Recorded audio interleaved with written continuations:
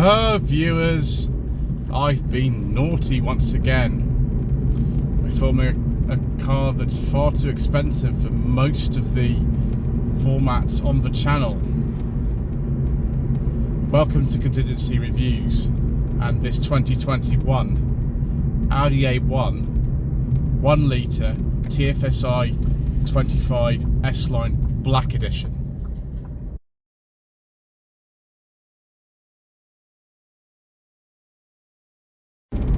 For those of you unfamiliar with Contingency Reviews, it's a format that we tend to use when we're at a location, in this case out in Chelmsford, visiting Simon and Dale from Lamby Prestige, who are providing with a range of cars, and there's something else that I want to have a go in, but it doesn't quite fit into the normal formats. And in this case we've got this Audi. This GB generation of Audi A1 was released in 2018 and it continues in production to this day. In fact, you can walk into an Audi showroom right now and buy a brand new one of these A1 Black Editions for around £26,000. This one's not been prepared for sale yet, it's only come into the part exchange very recently, and it's actually very low mileage. It's done 17,000 miles. It's not really lost a lot of money since it was made in 2020.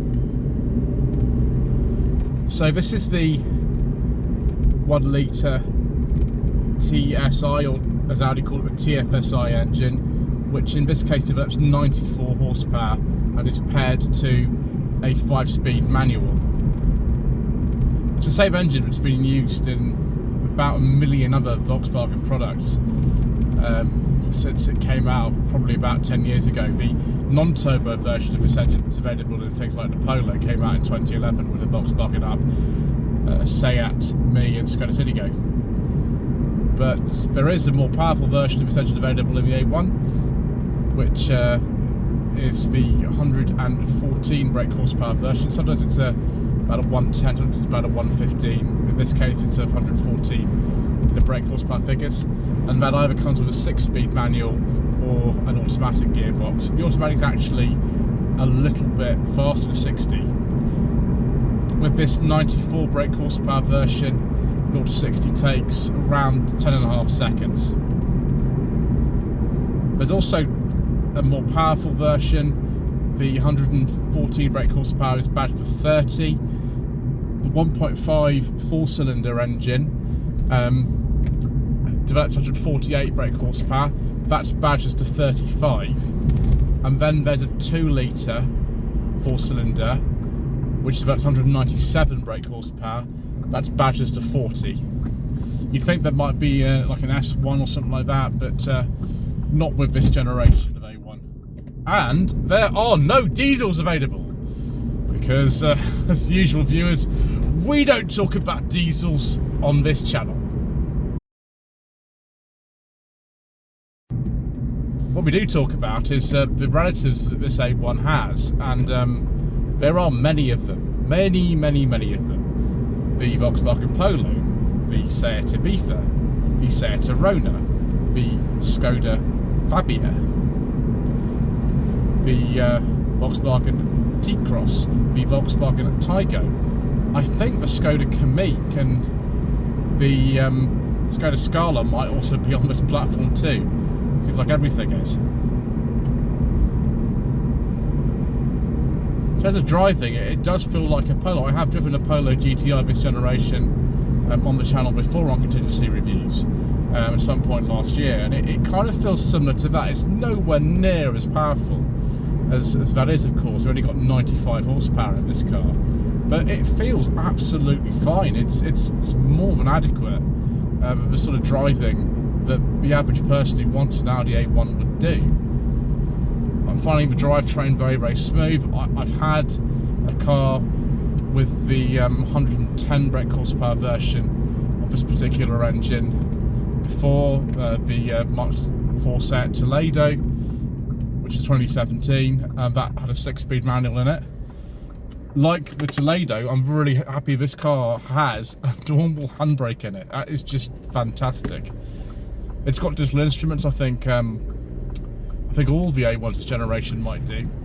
But it's just very easy and pleasant to drive. The clutch is light, the gear shift's light, the pedals are in a good place, unlike something like a contemporary Mini. And yeah, it just feels very easy to drive. The one thing I don't like is this black headliner in here. I'm not really a fan of black headliners. There we go, the start-stop sensor seems to be working here. Yeah, driving position is good. Everything feels very nice quality, apart from these hard touch door tops, which I wouldn't expect in an Audi really these days, particularly not one that costs over £25,000. But yeah, it's not too bad. I quite like this Viewers actually. I'm enjoying myself tremendously. I wish there was a little bit more weight with the steering, and I can't remember if this particular car actually does have some driving modes. We've had obviously a look earlier on at the system, but I don't think we've got driving modes in this particular one, so I might be wrong. But yes, I've quite enjoyed this car, Viewers.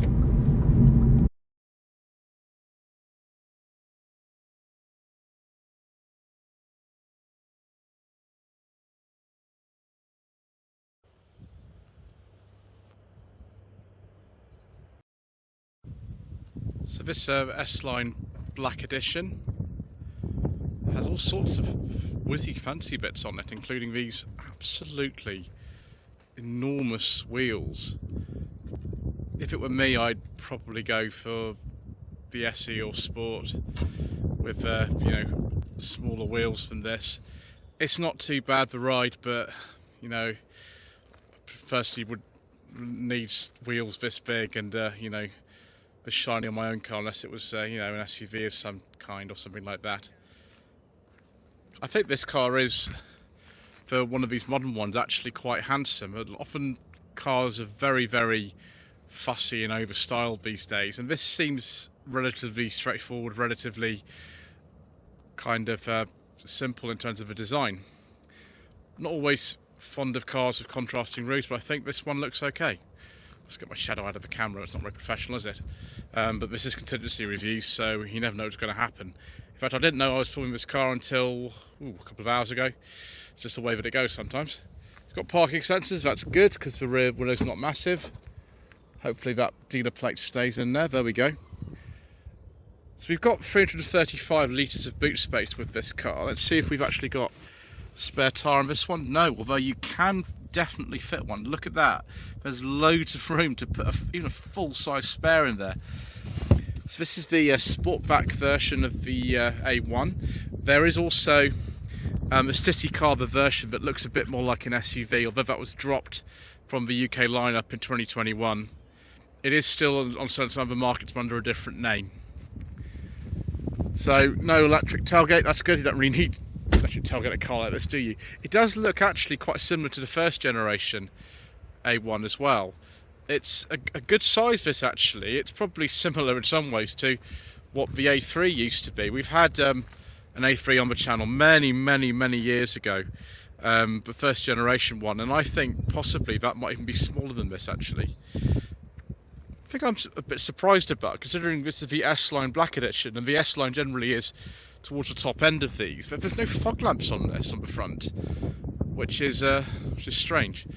Anyway, let's have a look in the back. This car is awaiting preparation, so it is a little bit filthy. It will have a full clean before anyone was to buy it. Let's have a look in the back and see if it's actually got some space in it.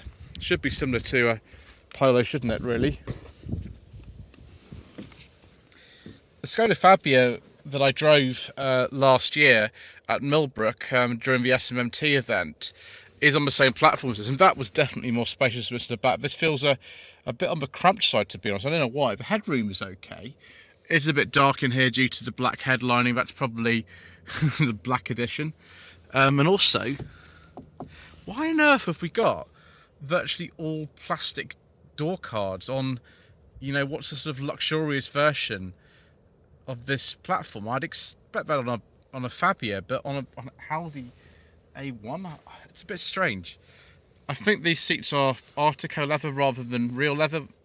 They've also got fabric bits in them, so they're not all leather or Artico leather. Door pockets are big.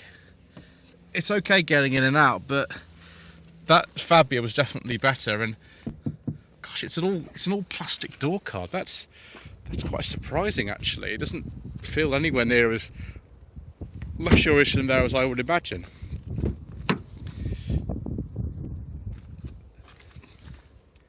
Yeah, it's a bit better in here. We've got some squishy material here, but I would expect a little bit more of nicer materials in a car that costs £26,000.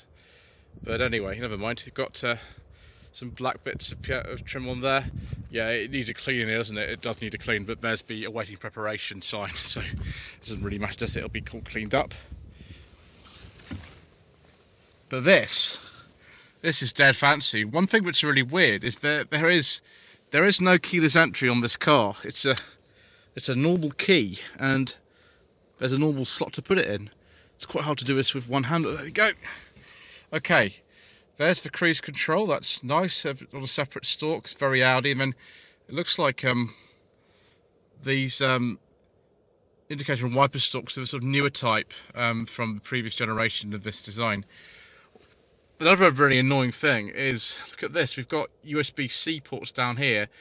Now a lot of the modern phones have two USB-C ends, or the Android ones do anyway, on the chargers, but the only one I've got with me today, it's just a normal one. So if I want to charge my phone, well, I can't.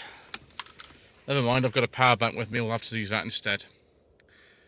Okay, we've got normal heating and ventilation controls now. It's a massive, massive plus in my book, when so many cars have gone over to the heating and ventilation integrated in the touchscreen. We've got separate ones in here, and they're not like the facelift Polo ones are either, which are little slider things. Fabia's is also kind of like this. It's got actual physical buttons, and I think that's great. Also down here we've got, that's the control actually for the stereo. To turn it on and off and the volume and to move tracks. That's down there. At least you've got one. Most of the time though, you're going to be using the controls on here to operate the stereo, and then this is for the controls of this big display here, which I think might even have an virtual cockpit, which is exciting, isn't it, viewers? Yeah, it's very comfortable. The 5-speed manual is nice in this. Larger engine cars, or more powerful cars I should say, get a 6-speed manual, and then you can get an automatic as well. But a nice normal handbrake with a leather grip, that's very pleasing to somebody like me. Right, I suppose you better turn this on and see what's what.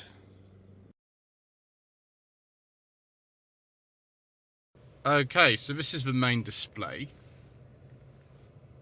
Nice and big. It's a 10.25 inch touchscreen, this actually. The thing you're going to want to do though is use Apple CarPlay and Android Auto. That's obviously the last phone that was connected to this one. Yeah, the phone apps, Apple CarPlay, Android Auto, fantastic. It's obviously pleasing to see if you've got the USB-C cable here. I don't think we've got any particular sort of driving modes on here. No, we don't. We've got lane departure warning, speed warning. That's standard on all A1s, along with autonomous emergency braking. Efficiency assist will probably tell me that I should be driving better with economy tips. Something will keep those off, because I'll be annoyed about them. Parking, we have got parking sensors on the back of it, which you're going to need because the rear window's relatively small on this car, and the C-pillars are huge. Lights and vision. We've got physical controls for the lights here, but it's really weird. They're just little buttons. Range sensor, yeah, we might want that on, but this isn't my car, so I'm not going to touch that. Yeah, there's an entire user manual here. When I started it up, you might have seen that it went into this mode whereby you will go into, you know, whoever actually owned this car, their profile, which I don't want to do actually, because you know, we'll leave that for the person who eventually buys this car. So there we've got the digital dials on here. I think they're standard on all trims as far as I know. So I can press these buttons on the steering wheel to go through.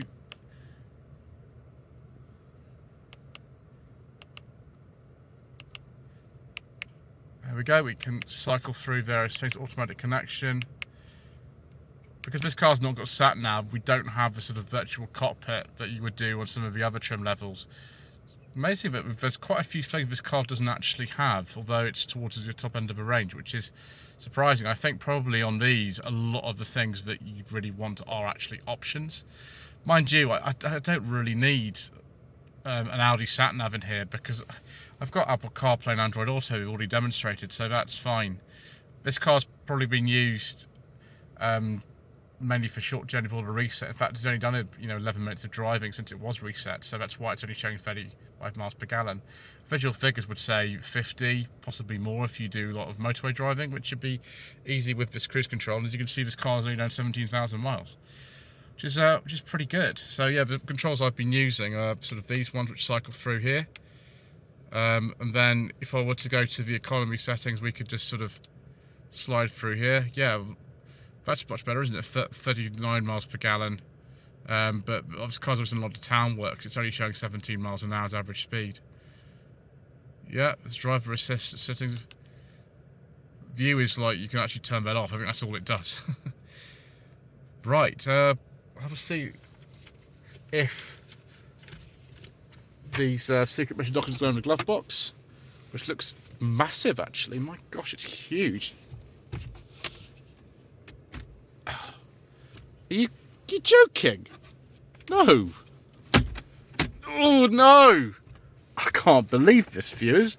How come my secret mission documents not go in a glove box? It's that big.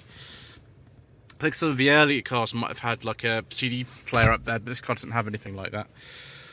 So we put that in there, which is good. Massive storage bin down here, but absolutely huge. You've got cup holders down here. I think upper trim cars or option extra packs would give you an armrest in the middle. That's okay. I don't tend to use things like that. But yeah, it's all very swish in here, but I just wish that, as well as getting the soft touch material up here, we got it up here, because that would just make the car feel a little bit more premium than it does. Okay, let's have a look under the bonnet.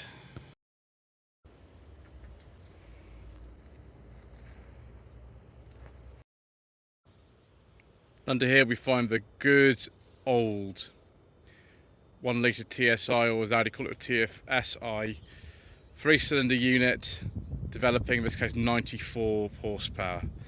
It is a very small little engine to be in the middle of there. Obviously the engine bay can take up to engines of 2 litres, so it looks a bit lost under there to be honest. But yeah, they are quite economical. One thing to bear in mind about these, now this car's still under its warranty. It's a February 2021 car this, so it's still under its warranty, but these TSI engines, they have a wet timing belt in them, and so you do need to actually make sure that that is done probably before the specified interval, and make sure this engine has a regular oil changes. I think it's like 5W30 oil that these take, and it's not the thickest oil ever. So just make sure if you are buying one of these, or any car on this platform, particularly with this engine, that you make sure that the timing belt's been done if it needs it, and particularly that the car's been serviced properly. Right, I think it's time to go for another drive, viewers. Lloyd Consulting stickers, t-shirts and mugs are available by clicking the link to the Google form in the video description below.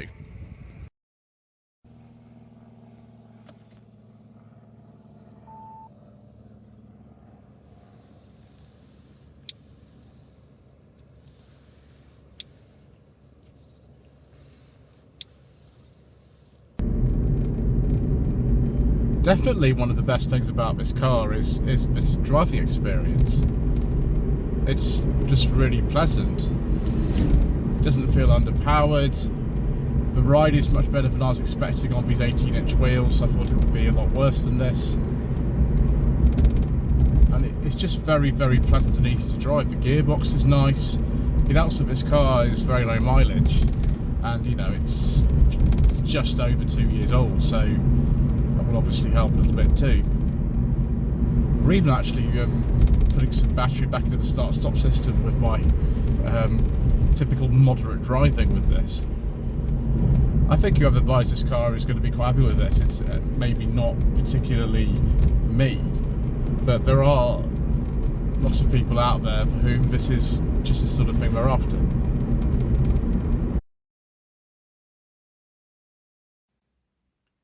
Let's have a look at some Audi A1 second generation trim levels. As actually before, and Audi A1s do remain remarkably consistent with the trim levels. We've got SE Sport and S-Line, and then we've got Vorsprung and Technik special editions. I think those are from the old Audi motto, Vorsprung durch Technik. It's my German degree being used properly there. And we've got S-Line Competition, S-Line Contrast Edition, S-Line Style Edition, and then S-Line Black Edition. Now, this special edition has been on sale since the end of 2020, so I wouldn't really call that a special edition if it were me. It's just sort of normal. So, yes, the Audi A1 Sportback. Is this a car that you should consider if you're in the market for something like this? Well, I think I'm more of a Skoda Fabia kind of person than an Audi A1 Sportback person. I think this is a nice car. I'm a little bit surprised at some of the kind of shortcuts that have been taken with this car and some of the equipment it doesn't actually have for the price. But it does drive actually really nicely. I'm quite impressed with that.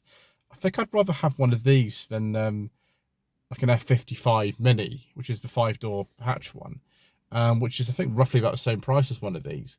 City Carver, I'm not sure. I can understand why Audi has dropped it in this country. But yeah, there we go. Well, thank you for watching this episode of Contingency Reviews. Please don't forget to subscribe to the channel, like this video, comment below, and thank you again to Dale and Simon at Langley Prestige in Chelmsford for allowing me to film this car today.